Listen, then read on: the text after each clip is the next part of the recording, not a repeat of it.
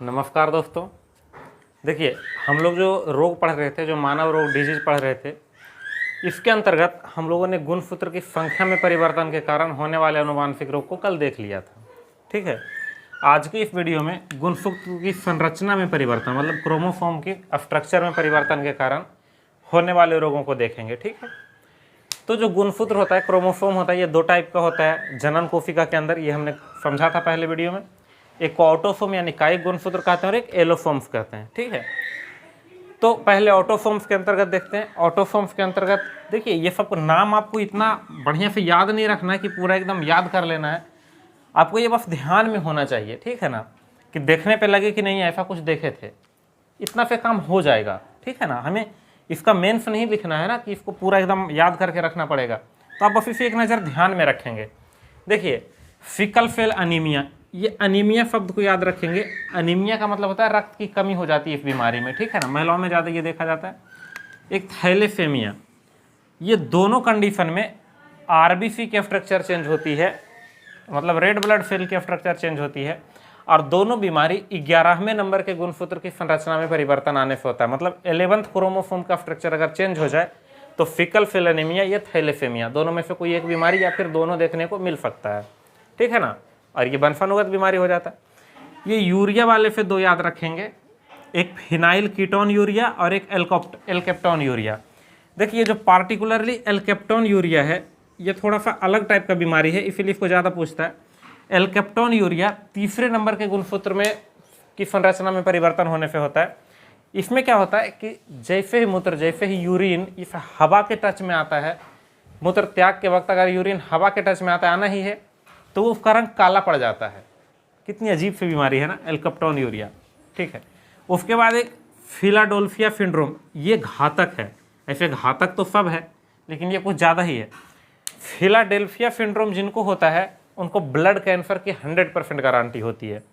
ये 22वें नंबर की गुणसूत्र में परिवर्तन के कारण होता है। देखिए, अगर ये 22वां नंबर का गुणसूत्र नहीं भी याद हो तो थोड़ा थोड़ा ये याद होना चाहिए कि आरबीसी, मूत्र काला हो जाना, ब्लड कैंसर, खास करके ये फिलाडेल्फिया सिंड्रोम का बीमारी तो याद ही होना चाहिए कि ब्लड कैंसर हो जाता है। ठीक है ना, ये ज़्यादा इंपॉर्टेंट है। ऐसे एक नज़र इसको ध्यान में रख लेंगे। एक sickle cell anaemia, thalassaemia, phenylketonuria और एक एल्केप्टोन यूरिया और फिलाडेल्फिया सिंड्रोम। ठीक है ना, इनको एक बार ध्यान में रख लेंगे। ऑटोसोम्स से, ऑटोसोम्स के कारण होने वाले सिंड्रोम है। इंपॉर्टेंट ये है, ज़्यादा जो क्वेश्चन आता है ये आता है। अच्छा, ग्रुप डी और ग्रुप सी लेवल के एग्जाम में ये नहीं पूछेगा। ठीक है ना, ये नहीं पूछेगा ग्रुप सी और डी लेवल के एग्जाम में, लेकिन बीपीएससी दरोगा के लिए इंपॉर्टेंट है। एलोसोम्स की बात करते हैं तो ये सब में पूछता है। एलोसोम्स के कारण होने वाली बीमारी में ये सब में पूछता है, ग्रुप डी से लेकर ग्रुप ए तक का एग्जाम में पूछता है। एक हीमोफीलिया, देखिए हीमोफीलिया में रक्त का थक्का नहीं बनता है। एक बार अगर कहीं पे शरीर कट जाए तो फिर रक्त बहते ही रह जाता है। सोचिए, शरीर का सारा ब्लड बह जाएगा, आदमी की मृत्यु लगभग तय होती है।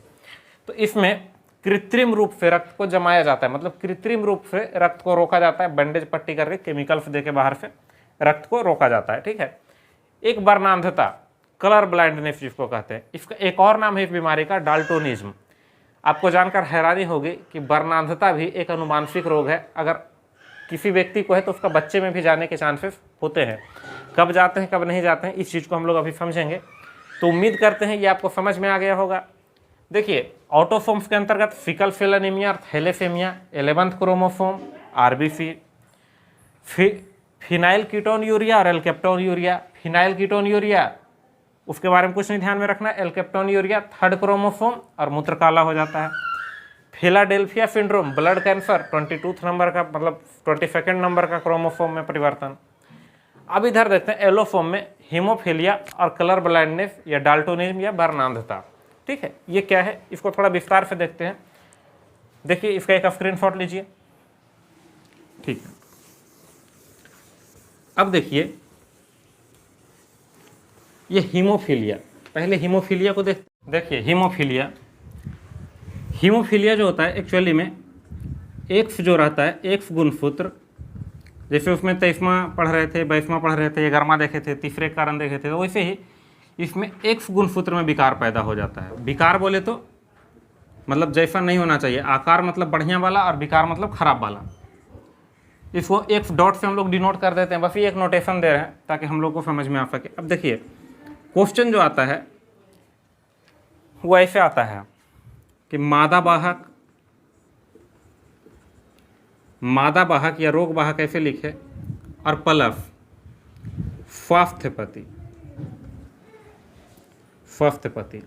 अगर इनकी विवाह हो जाए और इनसे जो संतान हो तो कितना % उम्मीद है कि संतान रोग वाहक होगा, संतान स्वस्थ होगा, संतान हीमोफीलिया से ग्रसित होगा, कितना % उम्मीद है। तो ऐसा क्वेश्चन कभी कभार पूछा जाता है। देखिएगा, इसको हम लोग डील कर लेते हैं, कभी भी पूछेगा तो ऐसे ही निकालेंगे, ठीक है ना। इस क्रॉसिंग ओवर को करवाने के लिए आप लोग सीख जाइए। देखिए मादा वाहक तो XX। देखिए अब क्या होता है कि मादा वाहक का मतलब होता है कि मादा को बीमारी नहीं है, लेकिन वो बीमारी को प्रदान कर सकती है, आगे ट्रांसपोर्ट कर सकती है। वाहक मतलब ट्रांसपोर्ट करना, एक जगह से दूसरी जगह पहुंचाना। तो मादा वाहक का मतलब है, अगर देखिए मादा का XX खराब है तो मादा के पास अभी भी XX ठीक है, तो ये मादा रोगी नहीं होगी।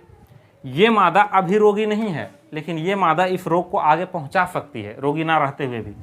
और स्वस्थ पति का मतलब दोनों ठीक है। लेकिन अगर सोचिए, अगर मेल वाले में X में विकार आ जाएगा तो वो पक्के से रोगी ही होगा। कोई रोगी वाहक पुरुष नहीं होता है हीमोफीलिया के केस में, वो सीधा रोगी ही होता है। महिला के केस में वो रोगी भी हो सकती है या रोगी वाहक ही सिर्फ हो सकती है, और जो रोगी होगी वो तो पक्के से रोगी वाहक होगी। अब देखिएगा क्रॉसिंग ओवर कैसे करवाते हैं। पहले देखिए इफ X का इफ X के साथ क्या आ जाएगा, X डॉट इंटू X। फिर इफ X का इफ X के साथ, तो इफ X का इफ X के साथ ये क्या आ जाएगा, XX बढ़िया वाला। अब इफ X का इफ Y के साथ, अब इफ X का इफ Y के साथ, तो X डॉट Y। अब इफ X का इफ Y के साथ, तो ये XY। अब देखिए ये चारों मिलाकर 100% चांसेस है, तो इसको 25% दीजिए, ये 25%, ये 25% और ये 25%। इतना तो कॉमन सेंस है। अब देखिए इससे क्या हम लोग कंक्लूजन निकाल सकते हैं। देखिए 25% चांसेस है कि जो संतान होगा वो लड़की वाले में एक वाहिका होगी, मतलब रोग वाहक होगी। तो 25% चांस है कि इनके संतान रोग वाहक होंगे। 25% ये और 25% ये, 50% चांस है कि स्वस्थ होंगे। और 25% ये वाला, देखिए इसमें एक ही X था, मतलब ये लड़का होना था पर उसी में विकार आ गया, तो ये पक्के से रोगी होगा। तो 25% चांसेस है कि रोगी होगा संतान, ठीक है ना। अब इस चीज़ को समझिए, अगर कभी ऐसे पूछता है कि कितना % उम्मीद है कि रोगी लड़का पैदा होगा। अब देखिए लड़का पैदा होने का चांस भले ही 50% है, लेकिन अब जो लड़का पैदा होगा ये तो उसने कह दिया ना, तो लड़का पैदा होने का चांस कितना है, 100%। तो कितना % उम्मीद है कि लड़का रोगी होगा। देखिए 2 ही को लड़का पैदा होने का उम्मीद था, मतलब 50% उम्मीद था कि लड़का पैदा होगा। अब इसको 100 मानने के लिए बोल रहा है कि आप मानिए कि ये 100% है, मतलब लड़का पैदा हो रहा है, तो कितना % उम्मीद है कि वो रोगी होगा। तो 50% उम्मीद हो जाएगा उस केस में कि रोगी होगा। देखिए अगर पूछ दे कि रोगी लड़का पैदा होने का कितना % संभावना है, 50%। रोगी संतान होने का कितना % संभावना है, 25%। रोगी लड़की होने का कितना % संभावना है, 0%। रोगी लड़की है ही नहीं इसमें। रोग वाहक लड़की होने का कितना % चांस है, 25%। क्लियर है, समझ में आ रहा होगा। एक और एग्जाम्पल ले लेते हैं, तब आप लोगों को क्लियर हो जाएगा। अब की बार स्वस्थ औरत ले लेते हैं, स्वस्थ पत्नी और रोगी पति। इसमें वाहक उहक तो कुछ होगा नहीं, सीधा रोगी हो जाएगा पति। X डॉट बाई और ये XX, इनका क्रॉस ओवर करवाइए। देखिए एक बार ये X इससे मिलेगा, XX डॉट रोग वाहक होगी। एक बार ये X इससे मिलेगा, XX डॉट ये भी रोग वाहक होगी। अब ये X इस बाई से मिलेगा, XY, और एक बार ये X इस बाई से मिलेगा तो भी XY। मतलब इस केस में, अगर इस केस की बात की जाए तो 0% उम्मीद है कि कोई रोगी होगा, मतलब पक्के से कोई रोगी नहीं होगा। 50% संभावना है कि रोग वाहक होंगे, मतलब 2 संतान पैदा होगी, 2 लड़की पैदा होगी और दोनों रोग वाहक होगी। और 50% चांस है कि स्वस्थ होंगे, मतलब अगर लड़का होते हैं तो पक्के से इस केस में स्वस्थ होंगे। तो देखिए अगर इस केस में क्वेश्चन पूछे कि कितना % संभावना है कि रोग वाहक लड़की होगी, 100%। क्योंकि लड़की होगी, इसी बात तो उसने बोल ही दिया, रोगवाहक होगी, तो 100% उम्मीद है कि लड़की होगी तो रोगवाहक ही होगी। कितना परसेंट संभावना है कि रोगवाहक लड़का होगा, तो वो तो होता ही नहीं, 0%। कितना परसेंट चांस है कि रोगी व्यक्ति रोगी संतान होगा या रोगी लड़का होगा, 0%। कितना परसेंट चांस है कि स्वस्थ लड़का होगा, 100%। कितना परसेंट चांस है कि स्वस्थ संतान होगा, 50%। कोई दिक्कत है? ऐसे जो जो पूछते रहे, अगर रोगी पत्नी ले लेती तो दोनों पे डॉट डॉट चढ़ा देते और देख लेते क्रॉसिंग ओवर करवा के। आई होप कि ये आपका क्लियर हो गया होगा। अब इससे संबंधित कुछ एक फैक्ट है। देखिए, ये सबसे पहले ब्रिटेन, जो कि इंग्लैंड की महारानी विक्टोरिया को था। तो विक्टोरिया चूंकि वहाँ की रानी थी, जिसको क्राउन बोलते हैं आप, तो इस चलते इस बीमारी का नाम फाही रोग का बोलते हैं, इसको फाही रोग के नाम से भी ये रोग जाना जाता है। बस, इसके अलावा और कोई बात नहीं है। अब देखिए, इसमें शरीर वगैरह कहीं भी कट जाता है तो ब्लड रुकता ही नहीं है, ब्लड लगातार आते रहते हैं, तो इसको कृत्रिम तरीका से रोका जाता है। पाउडर के फॉर्म में केमिकल वगैरह देके, ऐसे देके इसको रोका जाता है, अदरवाइज इससे मृत्यु भी हो सकती है। और ये पता है, लिंग गुणसूत्र मतलब XY में चेंज आने से आता है, XY क्रोमोसोम में चेंज होने से आता है। बता ही रहे हैं कि येलो फॉर्म्स के अंदर इसको पढ़ रहे हैं, येलो फॉर्म्स में परिवर्तन होने के कारण, संरचना के कारण। तो हम उम्मीद करते हैं कि आपको समझ में आया होगा। एक स्क्रीनशॉट लीजिए, ठीक है। आइए अब हम लोग बढ़ते हैं दूसरा, एक और जो बीमारी लिखे थे, वर्णांधता जिसको लिखे थे, डाल्टोनिज्म, उसके तरफ। देखिए, ये जो डाल्टोनिज्म है या वर्णांधता है, डाल्टोनिज्म, इसी को वर्णांधता या कलर ब्लाइंडनेस बोलते हैं, कलर ब्लाइंडनेस। देखिए, इस कलर ब्लाइंडनेस में क्या होता है, इसमें भी X गुणसूत्र पे विकार आ जाता है, X गुणसूत्र में विकार आता है, मतलब ये X डॉट बन जाता है। तो इसका भी हिसाब किताब पूरा कैसे होगा, वैसे ही जैसे हीमोफीलिया का हो रहा था। तो लिखेंगे संतानों में असर, संतानों में प्रभाव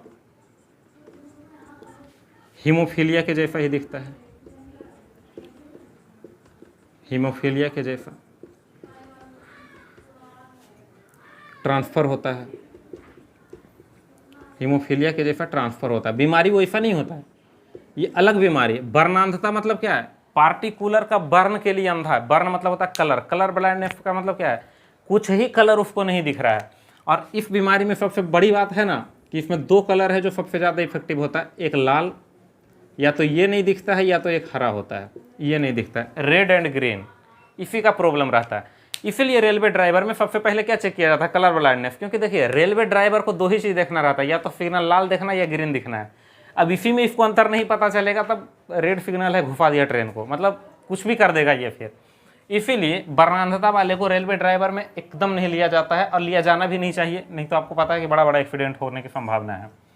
ठीक है, अब जैसे हीमोफीलिया का कैलकुलेशन कर रहे थे, वैसे ही इसका भी कैलकुलेशन करके बता देंगे कि कितना % उम्मीद है। ठीक है, अब इसका चेक जो है ईसी हरा कार्ड द्वारा होता है, ईसी हरा कार्ड। देखिए, जब मेडिकल उडिकल लिया जाता है रेलवे ड्राइवर का भी, तो ईसी हरा कार्ड से इसकी चेकअप होती है, मतलब टेस्टिंग होती है, जो टेस्ट होता है ईसी हरा कार्ड से टेस्ट होता है इसका।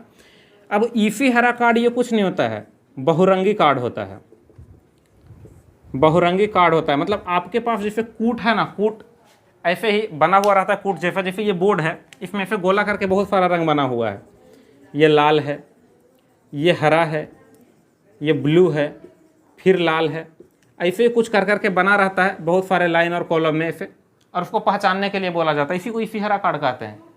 ठीक है, और ये कोई विशेष कार्ड नहीं है, इसको घर में भी बना सकते हैं ईसी हरा कार्ड को। ठीक है, बहुत बड़ी बात नहीं है। तो ईसी हरा कार्ड से इसकी टेस्टिंग होती है।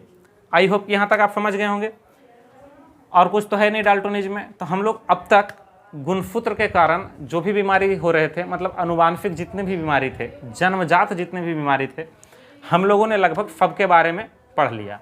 इससे बाहर क्वेश्चन आपका नहीं जाता है। ठीक है, ये मैक्सिमम लिमिट है क्वेश्चन आने की। आप दरोगा, बीपीएससी कहीं से कहीं तक तैयारी कर रहे हैं तो क्वेश्चन यहाँ से हिलेगा नहीं। ठीक है ना। लेकिन हाँ, अगर आप ग्रुप सी या डी का तैयारी कर रहे हैं तो ये सब में बहुत कुछ आपको नहीं पढ़ना है। आपको टर्नर सिंड्रोम, क्लाइनफेल्टर सिंड्रोम, और इधर 2 बीमारी, एक हीमोफीलिया और एक ये वर्णांधता, इसको भी ध्यान में रखेंगे तो आपका काम चल जाएगा। आइए हम लोग शुरुआत से एक बार रिवीजन करते हैं। देखिए हम लोगों ने क्या क्या पढ़ा, इसका एक स्क्रीनशॉट लीजिए पहले। ठीक है, हमारा मकसद है कि बीमारी आपको एकदम याद करवा के भेजा जाए, आपको रटवा कर भेजा जाए, क्योंकि यहाँ से क्वेश्चन है और आप मिस्टेक ना करें, क्योंकि क्वेश्चन यहाँ पे गारंटी से आएगा।